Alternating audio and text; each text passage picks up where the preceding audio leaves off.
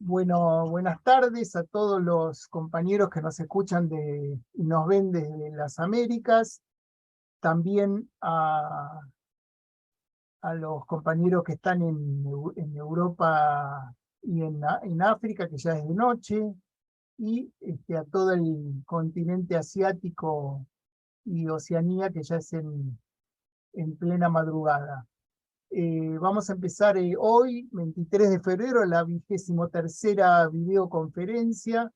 Ya llevamos casi 2 años con estos encuentros, que significa que los autores no solo publican, sino que después dan a conocer sus ideas y ustedes conocen sus voces, sus caras, sus gestos, que nos parece muy importante para que sepan que, en definitiva, quienes investigan, quienes profundizan en las distintas áreas que nos comprometen, somos personas como cualquier otra que ponemos en juego conocimientos, esfuerzo, talento para compartir estos saberes con otros.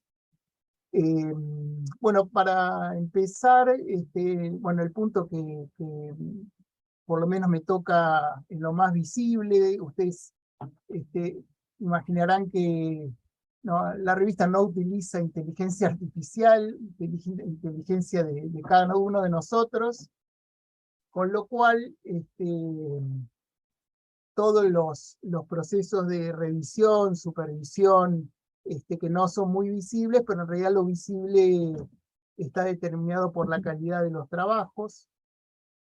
Pero les puedo garantizar que es producto de un trabajo que lleva bastante esfuerzo, bastantes ida y vueltas, intercambios, ideas, y bueno, todos los autores que ustedes ven acá y todos los que no, que van a ver en el listado de todos los trabajos, son personas que no solo ponen en juego sus conocimientos, sino que también debaten, escuchan y siguen aprendiendo. Bueno, esa es la parte invisible, pero la parte visible es nuestra producción. Quizá lo que más se ve es la tapa, la capa, la revista, que fue, bueno, fue una producción interesante y para mí sorprendente, porque bueno, el dibujo de Rodolfo Fusile yo creo que la pegó justo, ese reloj que puso, ¿no? De cuestionar esta cuestión de los tiempos. Una de las cuestiones que más me llamó la atención en los relatos del último Mundial de Fútbol es la insistencia de los relatores de cada vez que alguno de los jugadores así más veteranos de los equipos, con más experiencia, tocaba la pelota. El comentario es: mirá lo que hace a esa edad, o sea, cómo Modric corre a los 30 y pico de años. La realidad es que yo entiendo que ese es un comentario casi discriminatorio, o sea, pensar que una persona que se ha cuidado, que entrena, decir que a los 36 años ya no puede correr como una persona quizá más joven, es un prejuicio, incluso es desconocer todos los elementos de la tecnología, de los avances en área de entrenamiento, de todas las ciencias aplicadas al deporte, de todos los recursos nutricionales, de recuperación. Todo lo que sabemos hoy es como hablar de algo que en realidad hace tiempo está perimido e incluso nunca estuvo probablemente eso vigente. O sea, nosotros vemos deportistas que han destacado incluso en el pasado con edades como el que vimos de Aladar Jerevich, que fue un esgrimista húngaro, ¿no? Que en los años 60 fue medalla de oro en los Juegos Olímpicos con 50 años. O sea, y aparte él tuvo que ganarle a todos sus compañeros húngaros, que eran los reyes de la esgrima, para poder clasificar a los Juegos Olímpicos. Y bueno, la semana pasada que vimos como LeBron James superaba ese récord histórico de más de 38.000 puntos en la NBA, a casi a los 40 años. O sea, estamos hablando de un jugador que tiene mejor rendimiento que muchas temporadas anteriores. O sea, este tema de las edades es un tema que entiendo los relatores deportivos tienen que revisar. O sea, nosotros no podemos escuchar este tipo de prejuicios contra la edad. No sé si es una cuestión que nos pasa a las personas que vamos creciendo en edad y seguimos teniendo ideas, propuestas, seguimos intentar producir conocimientos, y entiendo que para eso uno no tiene edad, y entiendo que el mundo del deporte hoy está sometido también a esas cuestiones. O sea que vamos a ver jugadores que no sabemos hasta qué edad van a llegar, y la verdad que estos comentarios de hacer retirar a los jugadores porque no sé qué edad tienen, en todo caso, cada jugador se retirará, cada deportista tomará la decisión de su retiro cuando se le cante hacerlo, no cuando los periodistas establezcan que ya es un poco grande para correr tanto. Así que bueno, esta fue la etapa, esperemos ver, estamos seguros que vamos a seguir viendo ejemplos. Y bueno, en todo caso, cada uno de nosotros, no solo en el mundo del deporte, sino en el mundo de la ciencia, de la cultura, en el mundo del trabajo, tiene que ser reconocido no por la edad que tiene, sino por sus capacidades, por su voluntad, su talento, y por la habilidad para realizar el trabajo que hace, y no por la edad. Así que ese es nuestro mensaje ese es el mensaje de etapa de este número de la revista. Bueno, hecho esto, vamos a presentar a los autores. Tenemos un grupo, como siempre, heterogéneo, y vamos a presentar a nuestro primer expositor, que es el doctor Yamil López Brito. Él escribió un artículo, entiendo, muy original. Recomiendo siempre leer cuando hay trabajos que incorporan conceptos e ideas al campo de la educación física. El título es Una semiología de la educación física. Yamil es doctor en pedagogía por el Centro de Estudios de Posgrado del Bajío, máster en educación y formación docente, licenciado en Ciencia de la Comunicación por la Universidad de La Salle Bajío, y profesor titular de tiempo completo del Centro de Estudios Superiores de Educación Especializada, CESEE. El doctor Yamil es mexicano, así que adelante, bienvenido a este encuentro, y adelante con tu presentación.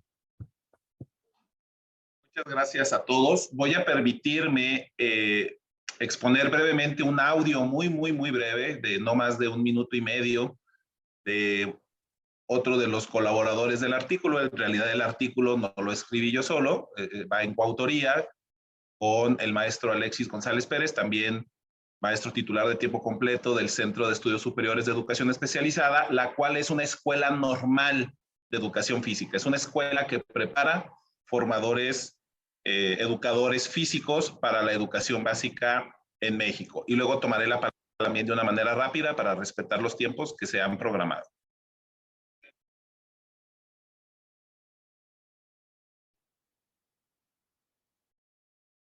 Saludos, mi nombre es Alexis González, coautor de Una semiología de la educación física. Agradezco la oportunidad que nos brinda EF Deportes para esta participación. Acercando al micrófono. En la actualidad, en México se forma en instituciones de nivel superior a quienes fungen como docentes en las escuelas de los diferentes niveles educativos, siendo las principales por excelencia las denominadas escuelas normales. Tras cubrir las asignaturas o cursos, los futuros educadores físicos deben presentar un trabajo final y defenderlo en un examen recepcional para obtener el título de licenciados en educación, en este caso de educación física. En ese trabajo y defensa, que puede ser una tesis, un informe, un portafolio de evidencias o un ensayo en un plan de estudios anterior, el estudiante debe mostrar que ha logrado los aprendizajes y desempeños que le hacen merecedor de su título, además de contribuir al conocimiento del tema,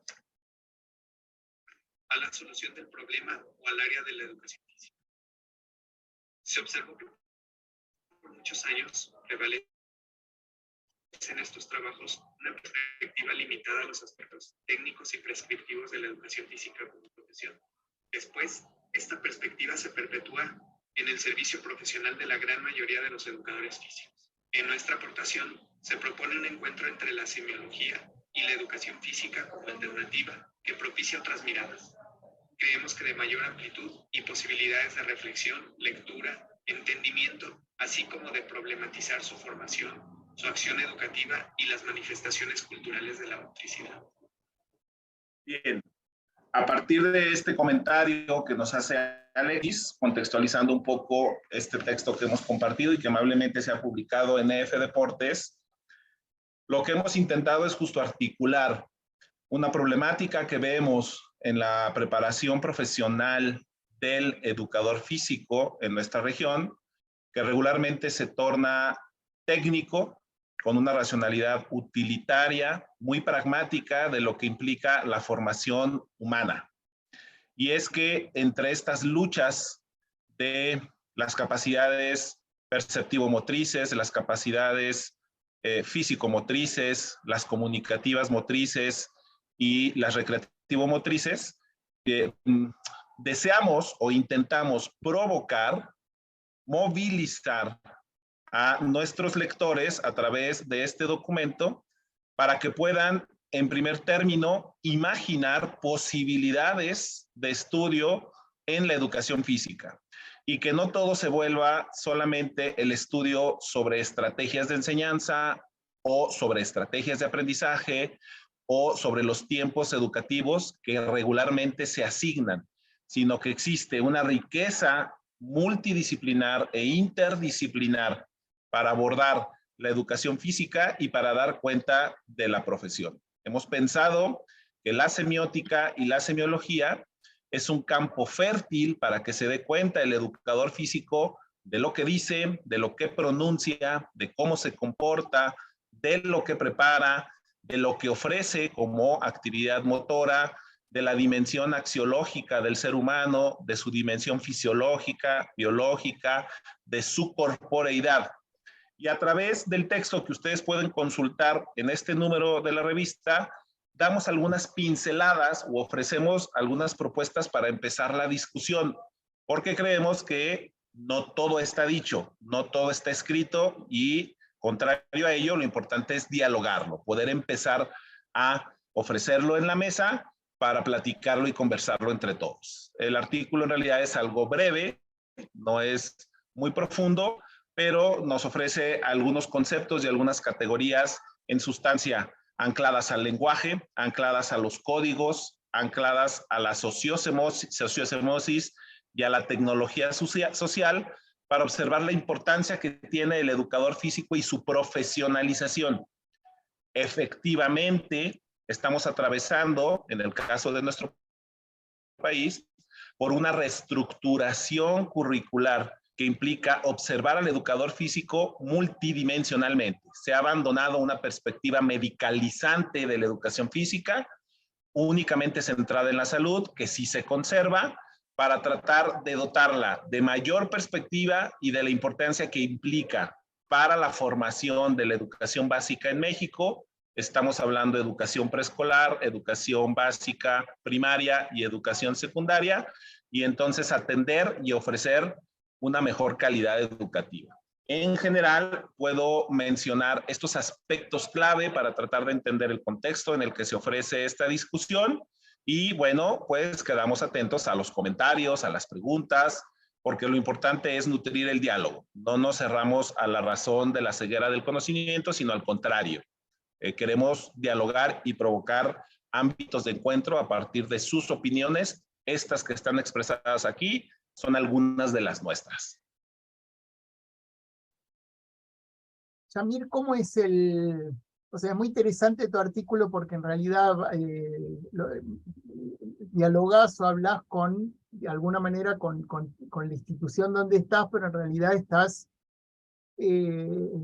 hablando en general con toda la educación física, o sea, la problemática que vos tratás, o sea, el tema que vos tratás, esta cuestión de la cuestión de que hoy la educación física está en ese punto de plantearse como área pedagógica, ¿no es cierto? O sea, ¿qué es lo que pasa en tu institución con esta suerte de diálogo que vos estás proponiendo? O sea, ¿cómo se da ese diálogo con los distintos actores, sobre todo el resto de los profesores y con los alumnos? ¿Qué pasa con esto? Bien, sucede que los enfoques anteriores en la formación del docente en la escuela normal estaban orientados a una perspectiva deportivista únicamente, lo cual no escapa a la educación física, es una de sus dimensiones, el deporte educativo. Sin embargo, estamos justo en ese cenit en donde a través de la educación física queremos hacer ver tanto a docentes como a estudiantes de las posibilidades y de las oportunidades que tiene la disciplina para la recreación, para el tiempo libre, para la terapéutica, para la nutrición, con un enfoque a la salud, con un enfoque socioformativo, con un enfoque axiológico e incluso en la dimensión de la corporeidad y de la espiritualidad. Y es que históricamente no se había observado así la educación física en la institución. Más bien se había centrado únicamente en las capacidades físico-motrices o en una dimensión mecanicista, vamos a decirlo así, muy newtoniana, una dimensión muy mecanicista y funcional del cuerpo. Y se han integrado al estudio de la educación física en la institución, pues no solamente el cuerpo, la imagen corporal, sino también la corporeidad. Eso ha detonado en que los estudiantes puedan problematizar desde diferentes ámbitos y no solamente desde la funcionalidad de la educación física. Bueno, Yamir, de alguna manera está presentando lo que nos va a acompañar quizás todo este siglo o las próximas décadas en cuanto a debates y discusión y bueno, estos temas cada vez tienen más presencia y más encuentro, más espacio dentro del campo de la formación. Así que bueno, vamos a ir viendo cómo avanza todo eso y qué nuevas producciones vamos a ir teniendo en este campo, ¿no? Pero bueno, Correcto. desde ya que hablemos de una simbiología en la educación física, que estamos dando pasos gigantes en cuanto a esto. Así que bueno, bienvenido a estos nuevos conceptos. Bueno, vamos a escuchar ahora en la voz de Fernando Arrechea Rivas su presentación. El artículo que él escribió es El olimpismo en España, sus inicios, 1820-1920. Fernando es historiador del deporte y del olimpismo, licenciado en Historia por la Universidad Rovira y Virgili. Es máster en Historia Contemporánea y Mundo Actual por la Universidad de Barcelona y la Universidad Oberta de Cataluña, y es doctor en Ciencias del Deporte por la UCAM. Él trabaja en el Centro de Investigaciones de Historia y Estadística del Fútbol Español. Pequeña aclaración, pusimos nuestra voz en la presentación de Fernando. Espero honrar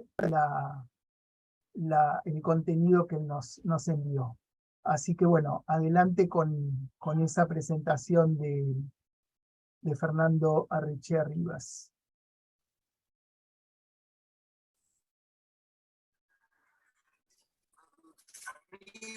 Me agradecer a Tulio su enorme amabilidad conmigo.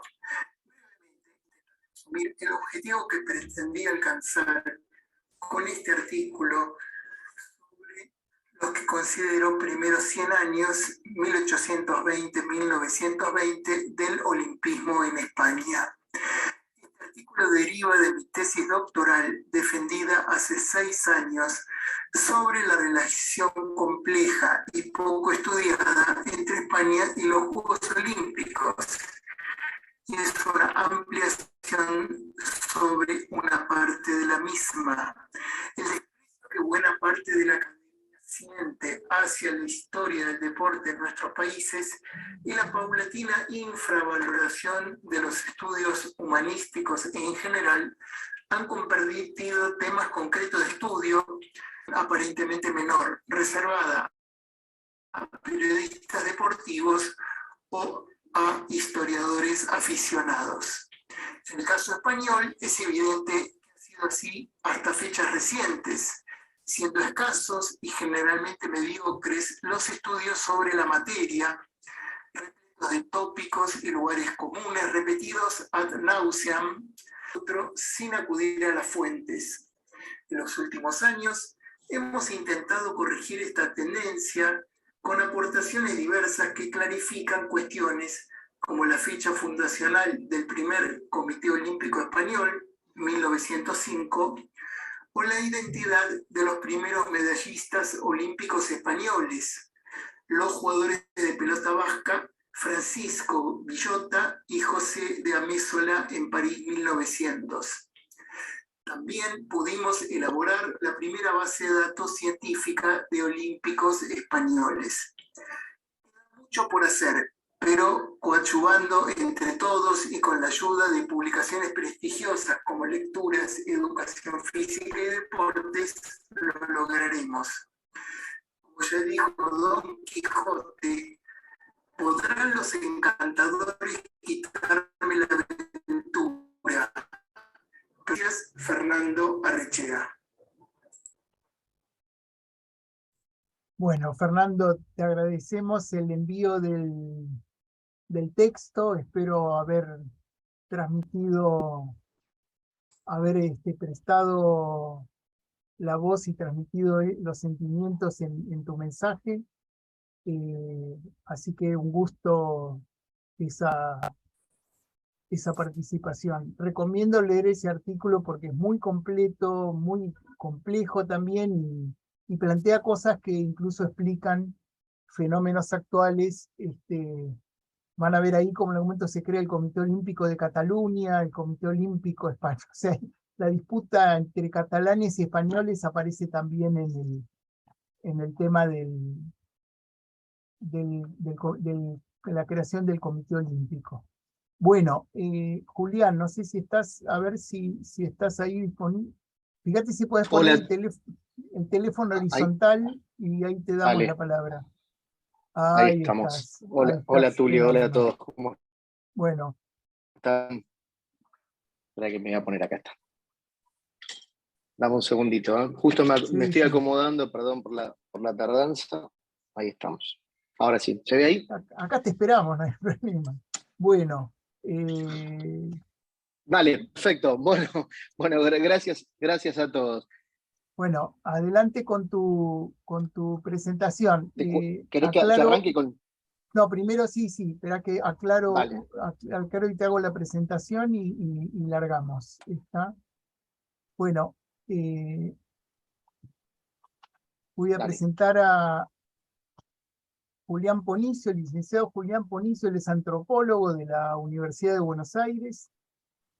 Va a presentar un trabajo que en realidad se publicó el número anterior, pero por algún tema ahí personal de condición de padre, no pudo estar en la presentación, así que lo invitamos en esta, sobre todo porque era un tema que la revista quiere y quería trabajarlo, quería publicar, y el título es Campeones del Mundo, Europa y el epígrafe de la colonización deportiva.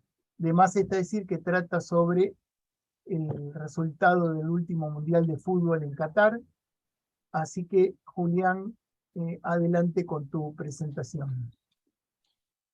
Bueno, gracias Tulio. Yo más que nada, más que presentar, un poco contar cómo fue la idea de este escrito, ¿no? Porque, bueno, me parece más rico poder leerlo, que cada uno pueda sacar sus propias conclusiones, invitar al debate, que es lo que siempre genera la riqueza de los análisis científicos humanistas. Mirá, la idea, y siempre lo venimos hablando con vos, Tulio, y bueno, que siempre me hicieron participar con Roberto Higiano del área interdisciplinaria de estudio del deporte, y les agradezco tantos años, estuve un poco ausente estos últimos, pero lo que uno ve con el Mundial es por lo menos lo que yo escribí en este artículo, la cuestión de la colonización europea, me vino enseguida a la mente lo que siempre hablábamos en varios videos o en películas que analizamos en su momento, del Mundial de Suecia del 58, ¿no? Salvando las distancias del desarrollo de cada mundial y cada época, y haciendo un salto epistemológico bastante grande, uno ve que en ese entonces, y hay distintas posturas teóricas, pero creo que la que adherimos es a esta de que no se llevó a los mejores jugadores que habían ganado el sudamericano del 57, incluido, bueno, el artículo nos nombro, incluido el arquero Rogelio Domínguez, que vos bien me observaste, Tulio, Angelillo, Sibori. O sea, todo lo que pertenecía a una tradición cultural de nuestro fútbol. Porque acá, a ver, vale aclarar el debate de estilos, ¿no? Porque acá entra siempre en las corrientes teóricas, tanto posmodernas, tradicionalistas. Digo, hoy hay un debate muy fuerte hace muchos años que a mí un poco me molesta, ¿no? De esto de que, bueno, cuando uno tiene un cierto acercamiento a un objeto de estudio, si bien no hay verdades absolutas y verdades relativas, siempre el posmodernismo trata de deconstruir. Y a mí me parece que cierta deconstrucción de las cosas es interesante, pero no se puede deconstruir absolutamente todo, porque no se llega a ningún tipo de análisis social para proponer un cambio. Si uno quiere hacer un análisis social porque le interesa el análisis social solamente, yo qué sé, por interés personal o para seducir o para ganar espacio de poder, es válido, no lo discuto. No me gusta, pero no lo discuto. Pero es provocar una en el sentido teórico, ¿no? De debate, generar un debate, es un proceso de transformación, me parece que sí es importante jugarse por alguna postura teórica, sin ser dogmático. Entonces, el 58 lo que trae es que la historia de nuestro fútbol nos dice, bueno, hay un estilo, el estilo, vamos a llamarle criollo, después lo discutimos, porque el estilo criollo puede ser el de Menotti, pero hay un estilo que se viene construyendo a principios del siglo que diferencia de ese estilo de juego inglés, que era un estilo más mecanicista, como jugaba antes Europa. Hoy vemos que con la globalización deportiva apareció Guardiola en el Barcelona, ahora en el Manchester, los equipos europeos empezaron a adoptar un poco la filosofía de juego de buen trato de pelota, que por ahí no era una característica propia de la masividad del fútbol europeo. De algunos equipos sí, hubo un gran Real Madrid, hubo equipos, un gran Celtic de Escocia, hubo equipos en la historia del fútbol que han jugado muy bien al fútbol, o por lo menos de una manera estética más asociada al juego sudamericano.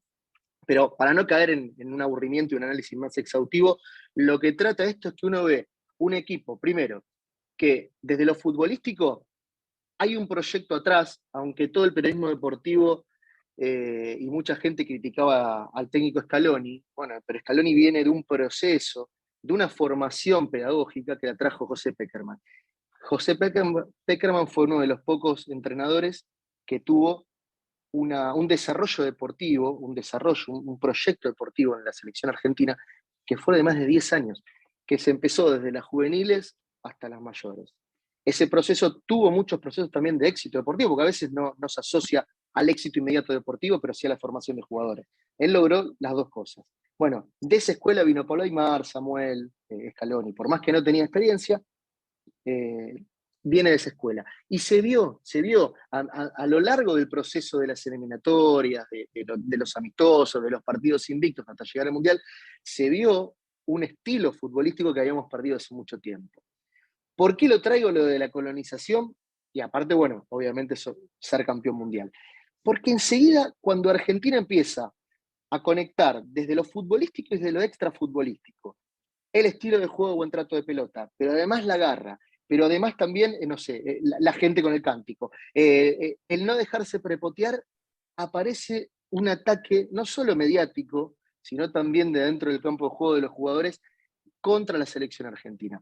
Y acá no es para ponerse, Tulio lo sabe muy bien, que yo creo que me identifiqué con la selección de Pekerman y después con esta. O sea, fue siempre crítico de la selección argentina. A mí no, si no juega bien no me gusta, no me pongo fanático, me pongo en analista, pero ¿qué es lo que me gusta a mí? Entonces, me parece que esta selección recuperó y fue el ataque de, Van Gaal hablando antes del partido. Hubo como siempre un atosigamiento de parte de la comunidad futbolística europea, ya sea periodistas o deportes, contra la selección argentina, que en realidad es contra el modelo sudamericano, contra un equipo que venía demostrando partido tras partido que crecía en juego, que venía demostrando que podía ser superior, que podía llegar, y empezó un hostigamiento muy fuerte. Y es llamativo porque fue uno tras otro. Uno lo vio con los jugadores, bueno, más allá de la frase de Messi, ¿no? Poniendo en orden las cosas, muy, muy graciosa y muy, muy nuestra, muy criolla, muy de potrero, ¿no?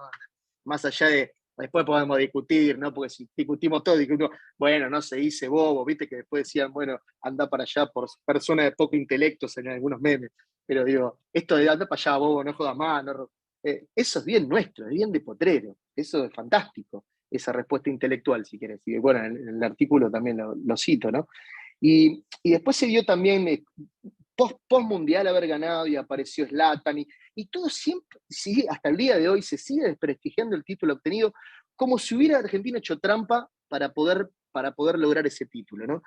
Y me parece que es uno de los mundiales donde menos trampa hizo Argentina, donde justamente tuvo recursos de todo tipo para poder ganarlo. Después está la fortuna del fútbol, podría haber perdido la final porque fue una final fantástica, ganando, empatando con un Mbappé impresionante y perdiendo por penales. Pero un poco el análisis pasa por esto. Bueno, ¿qué pasa acá? ¿Qué continuidad vemos? Bueno, en el 58 hubo justamente, se aprovechó el desastre de Suecia, perdiendo con Checoslovaquia ese partido 6-1, quedando eliminado en la primera ronda, que también pasó con Bielsa, pero fue diferente. Todos los agentes modernizadores empezaron, bueno, no, este fútbol no sirve, hay que concentrarse, hay que mirar el modelo europeo, tiene que entrar la tecnología científico-médica en el fútbol. Bueno, se aprovechó, como aprovecha el poder siempre en momentos históricos, para desarrollar todo su arsenal. El fútbol es parte de la sociedad y justamente también existen factores de poder, por supuesto, y factores muy grandes, y sobre todo de colonización mental, como hablaba Jauretche. El fútbol también la tiene. Más allá, después podemos discutir otras cosas, ¿no? Bueno, después hay discusiones menores que en su momento decía Borges o no, bueno, el fútbol no entiendo como 22, eso ya está fuera de discusión. Lo que genera emoción, ya sea el fútbol, el teatro, lo que sea. Pero bueno, en parte era un poco explicar esto de cómo se va dando esa continuidad del 58 ahora, también ahora, cuando triunfa el fútbol argentino, cuando en realidad tiene una desorganización absoluta, cuando no es ejemplo el fútbol en cuanto a así, ¿cómo carajo hicieron ustedes que son tan desorganizados a nivel de la Asociación del Fútbol Argentino, donde no se estaba jugando bien, quizás, o los jugadores se van, no duran ni 6 meses, para lograr una identidad futbolística en la selección argentina? Bueno, ¿con qué se logra? Porque hay recursos, creo yo, identitarios muy fuertes que aparecen. No se sabe cuándo, pero aparecen. Aparecen en el momento menos pensado, entonces aparece el potrero, aparece la garra, aparece el fútbol, aparece la conducción, aparece el pollo. Un poco eso el texto. No sé, Tulio, si querés que profundice un poco más. Te propongo algo, no te vayas, por favor. Seguimos la ronda y creo que a lo mejor todos queremos hablar de lo que Dale. dijiste. Me parece que Yamir, que él es mexicano y creo que le pegó alguna a mí, ¿no? Dale, Obviamente perfecto. que ahí hay muchas cosas para seguir planteando. Bueno, hagamos eso. Yo también tengo algunas preguntas para hacerte. Dale. Sobre todo cuando esto de que el fútbol toca otros fenómenos y toca quizás lo más interesante que hace la identidad personal, digamos, social, ¿no? Bueno, vamos a presentar a la Tal cual. doctora Ana María Pujol Vieira cual. dos Santos. Ana María es profesora orientadora de curso de Educación Física y programa de posgraduación en promoción de salud de la Universidad Luterana do Brasil, la ULBRA. Ana María, que ya estuvo en estos encuentros, y bueno, la recibimos con mucho gusto. Adelante, Ana María, con tu presentación. El trabajo de Ana María y los otros autores es estrés en estudiantes durante la pandemia de COVID-19 en una universidad do Sul de Brasil. Bueno, habla del efecto, del impacto de lo que fue el COVID y la pandemia en todos los ámbitos sociales, particularmente en la universidad. Adelante, Ana María, con tu presentación. Boa tarde a todos. Gostaria de agradecer, então, o convite do Túlio Esse trabalho, ele foi desenvolvido, então, pelo aluno Gabriel dos Reis Lopes. Esse aluno, ele estava concluindo o curso de Educação Física aqui na nossa universidade, na UBRA. Então, é fruto do trabalho de conclusão de curso. E também foi orientado pelo professor Paulo Tadeu Campos Lopes, que também é professor lá do nosso curso de Educação Física. Então, né, todos nós já sabemos, né, que a pandemia, né, caiu nos braços, né, da universidade, dos professores, e em 2020, né, a gente começou a se perguntar, né, a gente sabe que o estresse, né, nos estudantes, principalmente no final de curso, ele é presente. E, além disso, agora a pandemia, né, ela também, né, acarretou mais esse agravante. Então, o problema, né, da nossa pesquisa foi verificar, né, se a pandemia, né, ela causou, né, mais estresse em acadêmicos do curso de Educação Física. Então, o objetivo foi identificar, né, o nível e as principais causas geradoras, né, do estresse. Foi realizada em acadêmicos do curso de Educação Física de uma universidade privada aqui da região metropolitana de Porto Alegre. Então, esse foi um estudo, né, ele teve caráter analítico exploratório e de corte transversal. A população, então, foram convidados, né, os alunos do curso de Educação Física, tanto do curso de licenciatura quanto de bacharelado, né, que estavam regularmente matriculados durante o semestre de 2022, o segundo semestre de 2020. Então, a amostra foi selecionada por conveniência. Então, também a gente só incluiu alunos que eram maiores de 18 anos. Esse projeto ele foi aprovado no Comitê de Ética e a gente, então, selecionou 2 instrumentos para fazer essa pesquisa. A primeira foi uma ficha com umas questões sociodemográficas, como sexo, idade, se trabalhavam ou não. E também, para avaliar o estresse, nós escolhemos uma escala, a escala de estresse em estudantes. Essa escala ela foi desenvolvida em Portugal, em 1995, e ela foi validada para o Brasil em 2020. Essa escala, que se chama NISEST, ela é composta por 20 questões, né, e elas são agrupadas em estruturas que avaliam o estresse biológico, social e psicológico. Então, sintomas fisiológicos, né, são 5, né, que é a relação do professor e do aluno. Depois tem também a capacidade e inferioridade, e também tem 5 questões, né, sobre lazer. Essa escala é uma escala do tipo Likert, então, que ia de 1 a não concordo, a 5 que era concordo plenamente. Como a gente estava no meio da pandemia, as aulas estavam online, então, os dados foram coletados por meio do formulário Google. Então, os resultados desse estudo, então, sobre o perfil dos estudantes, então, houve uma predominância do sexo feminino, né? Então, a maioria eram mulheres. A idade, ela variou de 19 a 45 anos, mas a média ficou em torno de 26 anos. E o maior percentual foi na categoria de 20 a 29. A maioria dos estudantes também era da etnia branca, que é uma característica aqui da nossa região, que tem a colonização italiana e alemã muito forte, solteira e também trabalhava, que também é o perfil dos nossos alunos que trabalham.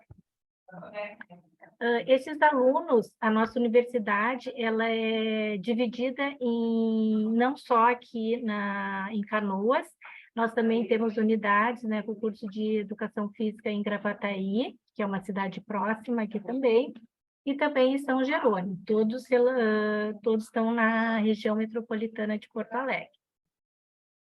Então, com relação ao estresse dos alunos, o principal motivo que eles responderam foi com relação ao domínio de incapacidade e inferioridade, né? Depois, seguidos os sintomas fisiológicos, lazer e a relação do professor e aluno. Também, né, foi apresentado o nível de concordância dos alunos em relação aos domínios e às questões. Em relação ao domínio dos sintomas fisiológicos, o que eles mais concordaram foi com a afirmação: eu fico sempre muito nervoso próximo das avaliações finais. E também costumo sentir um aperto no estômago quando ando mais preocupado com os estudos. No domínio das relações professor e aluno, as maiores dificuldades foram relacionadas com a sensação, né, que a opinião do professor sempre se sobrepõe à do aluno. E também que existe uma grande distância entre o aluno e o professor. Então, isso, principalmente agora, quando foi realizada a pesquisa, que eles estavam, né, no ambiente online, então essa distância também pode ter aumentado, né? No domínio da incapacidade e da inferioridade, a maior concordância foi relacionada, quando eu estou estudando, verifico com frequência que meu pensamento, né, se dispersa, fazendo com que eu tenha muita dificuldade de me concentrar. E no lazer, sinto-me culpado com o tempo que desperdiço quando estou estudando. Isso também é outra coisa que a gente percebeu também, que como o estudo agora era sempre mediado por ou computador ou celular, então ficava mais difícil, ficava mais fácil deles, né, também se dispersar, né, durante o estudo, né, as aulas eram todas online. Então, a gente identificou, né, que esses sentimentos negativos, eles podem estar associados, então, a essa mudança, né, que foi a pandemia, né, que foi essa transição muito rápida para essa aula remota, porque, na verdade, esses alunos, eles estavam matriculados no ensino presencial. E de semana para outra, eles passaram, né, por um ensino remoto. E o ensino remoto, ele não é a mesma coisa que o ensino à distância, porque o ensino à distância ele foi todo planejado, né, todo o material planejado, né, para ser feito à distância. E no ensino remoto, a gente tinha aquelas aulas síncronas, né, mas não é a mesma coisa que um ensino à distância. Então, não teve todo aquele planejamento, né? Então, isso pode também ter desmotivado muitos alunos. Outra coisa que pode ter influenciado também esses resultados foi que, como nós estávamos em 2020 ainda na pandemia, os alunos do curso de Educação Física, eles ficaram bastante prejudicados com relação às aulas práticas, né? Porque o curso de Educação Física ele tem muitas disciplinas que vão direto a campo, com práticas, e isso não pôde ser realizado. Então, isso também pode ter influenciado, né, também nesses resultados. E também outra questão, né, nesse domínio da relação professor-aluno, que foi muito alta nessa dificuldade, foi também que esse distanciamento, né, que ocorreu, né, entre o professor e o aluno, né, principalmente no curso de Educação Física, que eles são muito próximos, né, até por questão dessas aulas práticas, isso aproxima muito, né, a relação do professor e com o aluno. E isso foi cortado, né, essas relações. Então, por isso a gente, então, acha que pode ter influenciado. Eu acho que é isso, esses são os principais resultados, né? Então, nesse estudo, então, a gente concluiu que os acadêmicos de educação física, eles, dessa universidade, nesse momento, né, em 2020, eles perceberam, né, o impacto, né, da pandemia, através, né, principalmente dos sintomas fisiológicos, do lazer e da relação com o professor e com o aluno. E é importante, então, a instituição de ensino ter um acompanhamento, né, e uma implementação desses programas voltados para a promoção da saúde, né, desses alunos, principalmente nesses momentos, né. Agora nós já retornamos, né, mas a gente ainda verifica, né, que muitos alunos precisam, né, ainda desse acompanhamento mais próximo. Então, eu acho que era isso, Túlio, que eu tinha para apresentar. Bueno, Ana María, muy completo, muy interesante, aparte con tu informe de alguna manera con muchas recomendaciones para mejorar la vida de las instituciones, ¿no? Sim, Que creo que a veces se deja pasar esto y creo que evidentemente que hay que ponerle atención también a estas cuestiones porque tocan, bueno, la salud mental tanto de los estudiantes como de los profesores. Así que, bueno, es un informe bastante completo y que alerta sobre una problemática que, bueno, no hay que ocultarla ni hay que evitarla, ¿no? Hay que ocuparse también de esas cuestiones. Bueno, Ana María, un gusto enorme. Pasamos ahora a obrigada. Abel, legado a usted. Pasamos a doctor Abel Felipe Freitag. El título de su efecto, una sesión de treino en pacientes con dolencia renal crónica, una revisión sistemática.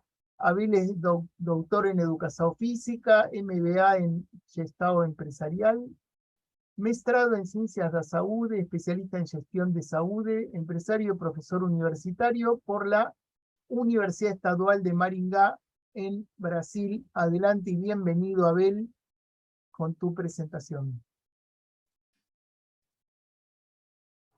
Primeiramente, quero agradecer o convite. Vamos falar em português para internacionalizar nosso evento. Quero agradecer o convite para estar participando aí com vocês. Eu vou falar para vocês um pouquinho sobre o artigo do acadêmico Alisson Miguel Quinobi, o qual é fruto do TCC dele, do trabalho de conclusão de curso. E o efeito de uma sessão de treino em pacientes com doença renal crônica, uma revisão sistemática. A doença renal crônica ela é um problema de saúde pública, onde uma prevalência ela pode ser mundial e nacional, né? Então, por exemplo, no Brasil, até 9%, de 9% a 15% das pessoas elas têm essa doença renal crônica. Pode ser ela no estágio 1, 2, 3, 4 ou 5, né? Então, quanto menor a taxa de filtração glomerular e quanto maior a albuminúria, maior fica o grau de severidade da doença renal crônica, né, que é o estágio 5, que seria no caso da hemodiálise.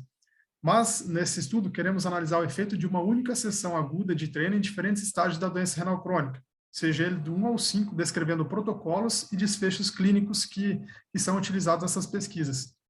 Tá? Então, como método da pesquisa, utilizamos as diretrizes para relatar as revisões sistemáticas, onde tivemos um checklist Prisma, e essa revisão ela foi registrada no Próspero. A estratégia PICOS foi utilizada para a busca dos artigos, e as buscas elas foram feitas até o mês 12 de 2020, em qualquer idioma. A base de dados foi Lilacs, Medline, Pedro, Cielo, Science Direct. Para a busca primária, foi utilizado as palavras da doença renal crônica e ao exercício físico, isoladas e combinadas entre si e suas respectivas traduções para o inglês. A seleção dos estudos ela foi feita por 2 revisores, tá? E o terceiro revisor ele entrou para estar discutindo quais foram os artigos que fariam parte da revisão para resolver as concordâncias e discordâncias entre os autores. A extração dos dados foi feita pelo Microsoft Excel, e a avaliação da qualidade metodológica dos estudos foi realizado pelo RevMan, a versão 5.3. Como identificação dos estudos, foram registrados no Medline e acessado via PubMed e nas demais sites de busca de dados, deu um total aí de praticamente 73 artigos, né, onde foram removidos alguns artigos por causa da sua duplicação, né, e outros motivos, tal como outras espécies ou não encontradas na íntegra. Tá, então, no final da pesquisa, a elegibilidade da pesquisa, ficou incluso 10 artigos. Desses 10 artigos, fizemos um compilado, né, uma tabela, onde é que tivemos a descrição dos estudos que foi aplicado uma sessão de treino em pacientes com a doença renal crônica, onde dividimos entre autores, número de sujeitos, quais foram os grupos, né, os grupos, tinha que ter o grupo controle, por exemplo, o grupo que não fazia exercício físico, qual foi a modalidade e a intensidade, se foi cicloergômetro, se foi treinamento resistido, e a intensidade, né, se foi baixa, média ou alta. A prescrição, quando que essa prescrição foi feita? Antes da hemodiálise, depois, durante a sessão de hemodiálise, ou nos estágios anteriores ao estágio 5, né? Ou, por exemplo, também temos a questão de que o exercício ele pode ser proposto entre os dias da diálise, nos dias de não diálise, né? E foram analisadas várias variáveis dependentes, né? Dizemos também quais foram o método utilizado e o momento da coleta sanguínea e urinária, né? Que foi pré, pós ou durante o exercício físico. E, claro, seus respectivos resultados. Né? E também na avaliação do risco de viés, analisamos os artigos onde é que eles têm praticamente 7 domínios, né? Onde foi analisado se o artigo ele tem alto risco de viés, baixo risco de viés ou risco de viés incerto. Então, com umas considerações finais, podemos afirmar que o exercício físico ele é eficiente, seguro e ele tem uma aplicabilidade factível para essa população. Tá? E também os desistentes das pesquisas foram por causa de efeitos adversos relacionados à doença e não ao próprio exercício físico em si, por causa que são pacientes que eles são muito dependentes, né? E também, muitas vezes, eles têm sintomas depressivos, enfim, entre várias situações que a doença pode acometer o indivíduo. E também dessas desistências, a maior parte delas também foi por causa do aumento, pode ser por causa do aumento do estresse oxidativo e também da carga inflamatória. O que o paciente ele pode ter na hora do exercício, um mal-estar, né, uma queda de pressão, alguma coisa assim. O tipo de exercício foi utilizado o cicloergômetro ou a esteira ergométrica. A duração da sessão entre os estudos selecionados foi de 8 até 48 minutos. A intensidade foi analisada pela percepção subjetiva de esforço de Borg e a frequência cardíaca máxima ou VO2 máximo. Então, em curto prazo, podemos falar que o exercício é benéfico em intensidade média a alta, uma média de 30 minutos por sessão, e a maioria deles foram supervisionados, até por causa que esses pacientes eles são muito dependentes, né? E eles têm algumas particularidades que devem ter a devida orientação. Então, seria mais ou menos isso, tá? Esse aí foi o trabalho do Alisson Knob, o qual foi me orientando no TCC. Muito obrigado pela atenção de todos. Vamos a presentar ahora a dos de los autores del artículo El docente de educación física como mediador del desarrollo psicomotriz en niños y niñas de transición, ambos de la Universidad del Atlántico en Colombia. Antonio Enrique Campopeña es docente investigador, doctorante en Ciencias de la Educación, magíster en Educación, especialista en estudios pedagógicos. José Francisco Mora Núñez es estudiante del 7º semestre de la licenciatura en Educación Física y 5º semestre de Administración de Empresas. Adelante, Antonio. Primero que todo, dándole gracias a Dios por este momento de formación, este momento de aprendizaje, agradeciendo también al doctor Tulio Guterman por la invitación precisamente de estos espacios de formación. Estoy en representación de la Universidad del Atlántico junto a un grupo de profes y ahora en este momento junto con el estudiante José Francisco Mora Núñez. Todo esto es producto precisamente de los procesos investigativos, de los procesos en investigación, que emanan del mismo programa de licenciatura en educación física, del cual soy docente, y del grupo de investigación GIDEPRAL. Entonces, digamos que todo esto forma parte de este proceso. Como muy bien lo mencionaba, el título del artículo es el docente de educación física como mediador del desarrollo psicomotriz en niños y niñas de transición. Es importante tener en cuenta de que este artículo da luces específicamente con relación a lo que es la incidencia, la relevancia, la importancia de los licenciados en educación física, recreación y deporte. Sobre todo tengamos en cuenta lo que es el saber disciplinar, que en nuestro país, Colombia, educación física es un área, no es una asignatura. Esto, más que todo, está respaldado y articulado por la legislación en Colombia, donde educación física es un área. Muy bien, teniendo en cuenta esto, digamos de que la investigación tuvo como eje principal una población que es conformada por docentes de educación física, pero digamos de que es la parte donde aquí para el preescolar, como es para la básica primaria, se trabajó con docentes de aula, o sea, con docentes que están al frente de, digamos, de la parte de básica primaria o de la parte del preescolar, porque aquí se manejan unos niveles de formación, y esos niveles de formación nosotros trabajamos de preescolar con transición. Entonces ahí directamente para estos niveles de formación va a haber una docente de aula o un docente de aula que se va a encargar de trabajar todas las áreas básicas, llámese matemática, español. Entonces el artículo precisamente va específicamente hacia la idoneidad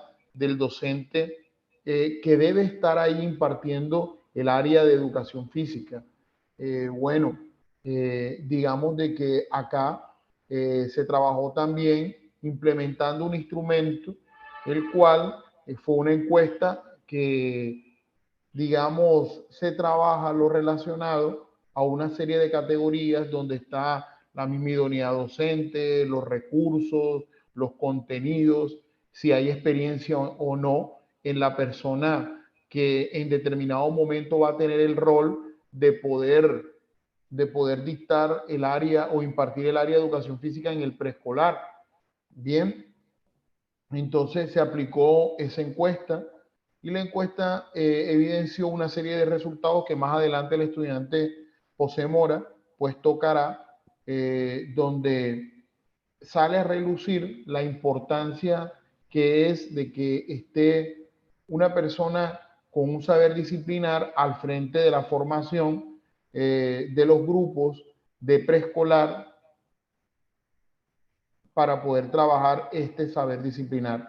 Frente a esto, se permiten efectivamente reconocer una serie de resultados que tienen que ver con falencias que van dirigidas a la idoneidad docente, a la didáctica, algunos aspectos de tipo curricular, bien que son fundamentales, y también se evidencia, digamos, la poca disponibilidad de estrategias adecuadas para la enseñanza de la educación física en el nivel de preescolar.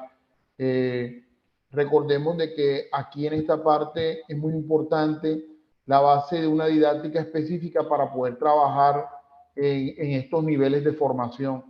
Entonces, el artículo pues menciona todos estos aspectos que son fundamentales, específicamente desde la parte de la práctica, los procesos de práctica-aprendizaje de la educación física en el nivel de preescolar, donde podemos evidenciar una serie de habilidades psicomotoras o bases motoras que son fundamentales en ese proceso evolutivo y del desarrollo del niño y la niña. Habilidades, destrezas, específicamente competencias motrices. Entonces el artículo menciona todo esto y que para esto tú necesitas un mediador, necesitas un orientador, alguien que lleve estos procesos con idoneidad y que también los lleve con un conocimiento hacia el saber disciplinar, porque todos sabemos normalmente que cuando se está trabajando una educación física inadecuada, Esto puede generar ciertas consecuencias, inclusive hacia la integridad y hacia la salud de los menores en estos niveles de formación. Entonces, el docente de educación física, de manera idónea, de manera innovadora, va a permitir generar precisamente una cultura hacia la práctica deportiva, y todo esto empieza dando las bases relacionadas con los conceptos psicomotores y aspectos que forman parte de ese desarrollo evolutivo del niño. Es muy importante el rol del docente de educación física hacia esta población, como se aprecia efectivamente en el artículo. Digamos de que con este panorama relacionado con el docente de educación física, se tiene en cuenta mucho el fomento de actividades desde la psicomotricidad, desde el juego, las cuales le imprimen un valor fundamental a todos estos procesos que se dan en el área de educación física. Una adecuada orientación desde los procesos psicomotores, desde el juego, desde algunas pistas de habilidades y destrezas motoras, tareas motrices específicas, aportan mucho a la formación y a todo el proceso evolutivo y el desarrollo del niño y la niña del preescolar. Específicamente, pues nosotros nos enmarcamos en uno de los niveles del preescolar, como se trabajan en nuestro sistema acá en Colombia, donde está, digamos, transición, que es a los 5 años, pero antes de estos niveles hay otros niveles que forman parte del mismo preescolar, como está efectivamente jardín, prejardín, párvulo, y eso va relacionado a unas edades. Bien, todo esto va articulado a la idoneidad docente del licenciado de educación física, a una didáctica específica, a una evaluación también específica, que va fundamentada al mismo tiempo por una serie de métodos, de estilos de enseñanza, de técnicas, las cuales hacen de que ese acto pedagógico y los procesos en educación física sean mucho más significativos. Ahora sí, otra de las cosas que también aporta el artículo es que no debemos mirar con exclusión y con marginación la clase de educación física.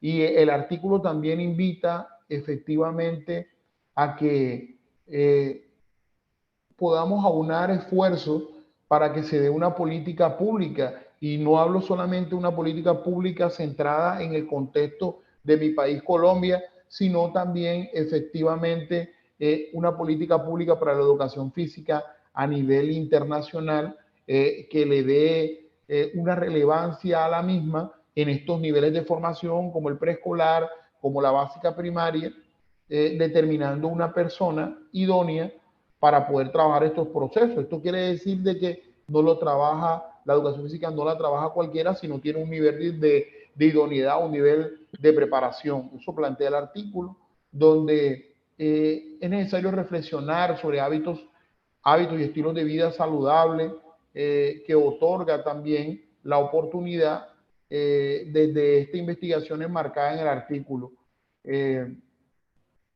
Mencionarles también de que este estudio es un estudio de tipo descriptivo, no experimental, y para poder trabajar con la población se llevó un cierto proceso donde se tomaron unos permisos específicos para trabajar con la institución educativa, que la muestra fue una muestra de tipo probabilística, intencionada por conveniencia, lo que permitió también de que el cuerpo o equipo investigador con relación a esta temática pues se manejara acorde con el acceso que tenía a la población. Como ya había mencionado ahorita, el instrumento fue un cuestionario, el cual pasó por un criterio de juicio de expertos, donde se utilizó una escala de tipo Likert en la misma.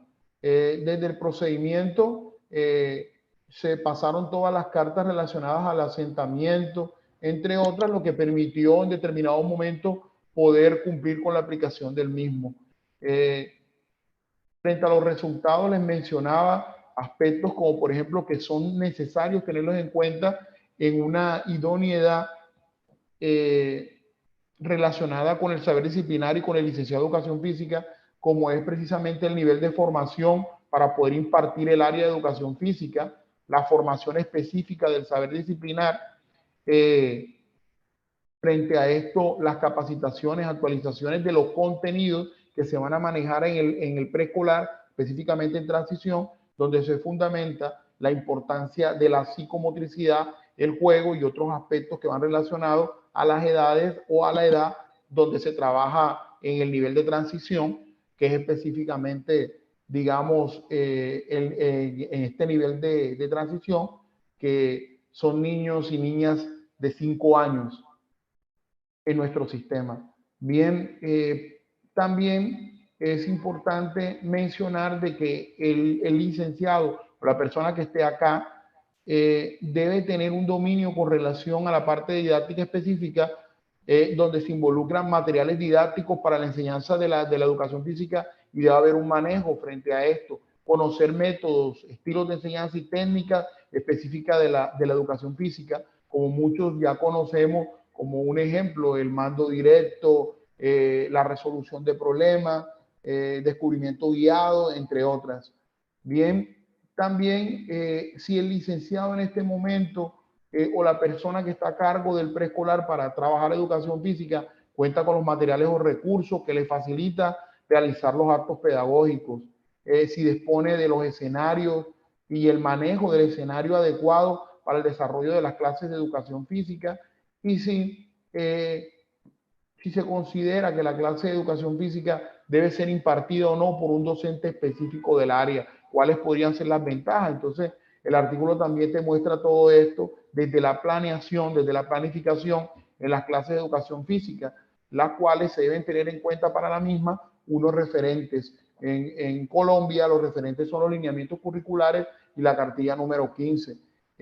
Bueno, también algunos aspectos relacionados con las dimensiones que se trabajan en educación física, específicamente situados en una dimensión motora o una dimensión motriz. Bueno, todo esto se relaciona también con algunas actividades curriculares y extracurriculares que debe manejar el maestro de educación física para poder trabajar en preescolar. Entonces, digamos de que hasta acá son aspectos que muestra y que son muy relevantes relacionados con la parte del artículo que les estoy de pronto describiendo, y que sería muy bueno, sobre todo como referente, para poder trabajar muchos aspectos que relacionan a la educación física, ya sea para el nivel de preescolar como para el nivel de básica primaria. Muy bien, ahora en este orden, no abusando del tiempo que me corresponde, le doy la palabra al estudiante José Mora. Muchísimas gracias. Muchas gracias, maestro Antonio. Siguiendo pues con el orden de esta presentación, hemos podido ver la importancia pues que requiere el docente de educación física en las primeras etapas infantes, donde claramente se ha hecho un trabajo dispensioso, no solamente a nivel local, sino también a nivel nacional e internacional, con el objetivo de que esta necesidad dentro del área en mención pueda suplir cada una de estas necesidades, donde claramente se tiene un soporte amplio en el marco normativo, pero pues que ha quedado relegado por diferentes aspectos, como el doctorante Antonio pues lo mencionaba. Claramente, si vemos el gráfico 13, podemos ver dentro de la parte del artículo pues que equivale casi el 47% de los docentes pues que marcan que nunca pues han tenido la importancia o dedicación dentro de la parte de esta área en mención. Es aquí donde pues claramente es un factor esencial, donde nos pone en alerta a nosotros como docentes o futuros docentes de educación física sobre qué tipo de enseñanza-aprendizaje se está desarrollando en estas edades, y sobre todo recordando dentro del ámbito motriz la importancia y pertinencia que juega el papel de la educación física en las primeras etapas infantes del ser humano, para lograr así una calidad de vida, no solamente dentro del ámbito de su desarrollo, sino a nivel también futuro, donde podamos también suplir muchas de esas enfermedades crónicas no transmisibles, pues que nos ha dejado la pandemia pues del COVID-19, como es la obesidad, como es de pronto otras enfermedades que vivenciamos a diario, sobre todo dentro del continente americano.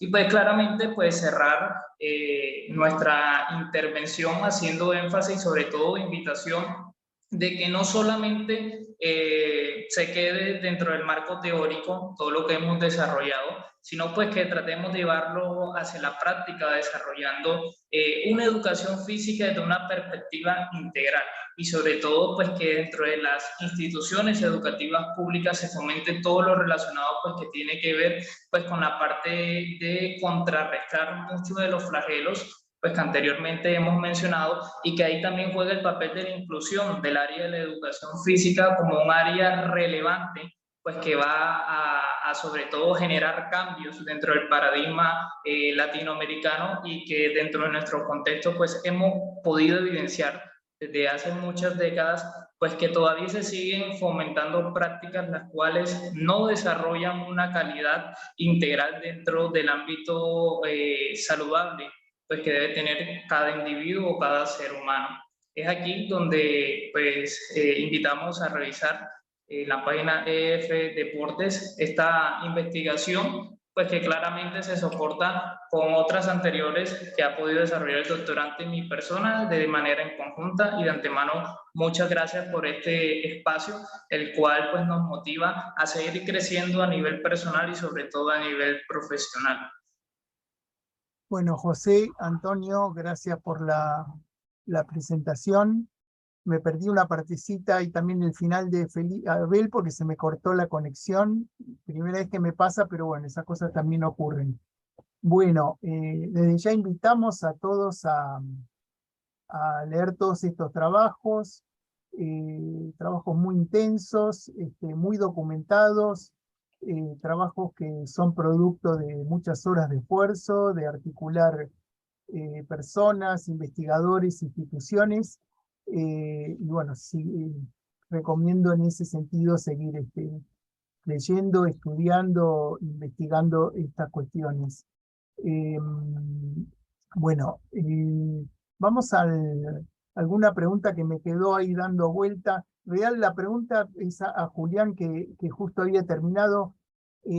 Una cosa, me gustaría tu opinión, quizás excede puntualmente lo que vos trabajaste, pero hay una pregunta ahí, digamos, ¿cuál es el nivel de impacto que tiene el fútbol en la sociedad, o por lo menos en la sociedad argentina o nuestras sociedades? Por lo menos yo lo que noté que hubo con el fin del Mundial un cambio de humor social. ¿Vos compartís eso? ¿Pasó esto o no? ¿Qué haces, Tulio? Estamos con el mismo inconveniente de internet, parece que acá en Sí. Buenos Aires no sé qué anda pasando. Perdón. Sí, yo noté eso, bueno, se notó. Vos fijate que, no sé, ahora vos ves que hay algo, un fenómeno medio raro, ¿no? El otro día me estaba mostrando mi hijo, el del medio, tengo 3, un video en Europa, y empezaron a cantar la canción de Muchachos. Muchachos, la empezaron a cantar en Europa, la empezaron a cantar en Brasil. Yo creo que esto es un poco lo que hablábamos el otro día, un poco lo pongo en el texto, que esta euforia en las tribunas, esta euforia en la sociedad argentina, de alegría y goce, se dio justamente cuando las esperanzas en otros ámbitos sociales se van desvaneciendo, ¿no? Un poco son las crisis de modernidad que estamos viviendo en las sociedades sudamericanas. Yo hablo especialmente por Argentina, ¿no? Que crisis económicas creo que hemos vivido muchísimas, pero cuando las crisis económicas vienen acompañadas de un gran deterioro, si querés, ético, moral, de sentido colectivo, ¿no? Son épocas muy difíciles, las redes sociales han tapado un poco lo que era la mirada con el otro o el encuentro con el prójimo. Estamos en un debate y una parte de la historia muy importante. Pero se vio porque salieron 4 millones, casi 5 millones de personas solo en la capital federal, vos lo viviste, fue una locura total, y el fútbol empezó como a ocupar, ya lo ocupaba, pero un espacio cada vez importante porque va llenando otros huecos. Y sí, perduró, cambió un poco el humor social en estos últimos meses, de lo que se venía viviendo. De hecho, escuchamos noticias que, o la inflación que tenemos, por ejemplo, que si no hubiera estado el Mundial, creo que ya estaríamos todos en la calle. Así que un poco comparto lo que decís. Bueno, ¿alguien quiere comentar algo, intercambiar algo, preguntar algo? Abrimos ahí el micrófono. Sí, doctor. Justo en uno de los apartados del documento que proponíamos hablábamos del fútbol como una tecnología social. Y es a lo que hace referencia justamente Julián. El escape energético de más de 5 millones de personas tiene sentido, tiene significado, no es gratuito.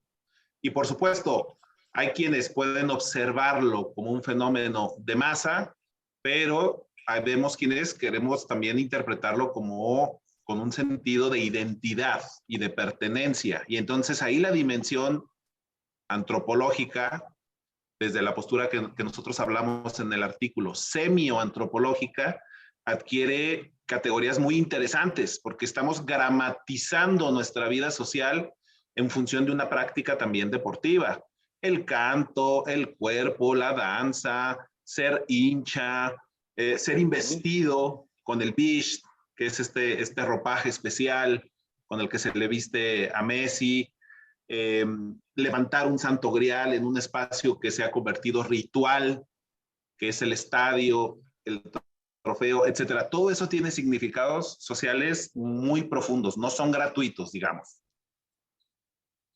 Sí, totalmente de acuerdo, Yamir, eso es y cada vez más visible, ¿no? Porque antes por ahí era, siempre lo tuvo el ritual del fútbol, esto yo comparto plenamente, pero hoy está las nuevas tecnologías, el acercamiento, es como que también se está aprovechando cada vez más, eso es parte del show, es parte cada vez más importante del show, todo esto que comentás, que por ahí en un principio se originó de manera espontánea, como un fenómeno por ahí social y cultural, y ahora se está aprovechando también desde lo televisivo, desde lo mediático, para mostrar todo ese escenario, ¿no? Mismo en torno a la figura de Messi, creo que también hubo un marcado establishment deportivo de que Messi ganara la Copa, ¿no? De que había como una cuestión bueno, ni hablar de los contratos, ni hablar del PSG con el dueño, digamos, catarí, entonces había todo un interés, pero que creo que de eso también se aprovecharon los medios europeos en este caso para atacar.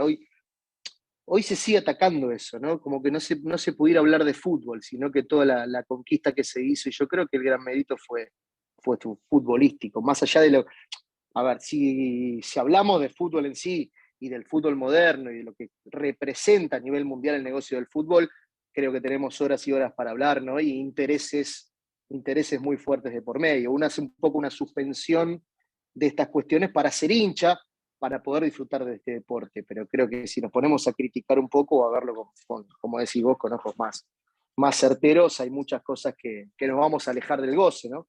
Pero sí creo que se está apropiando cada vez más de ese goce, creo que va perdiendo espontaneidad el fútbol, eso sí, eso yo lo veo.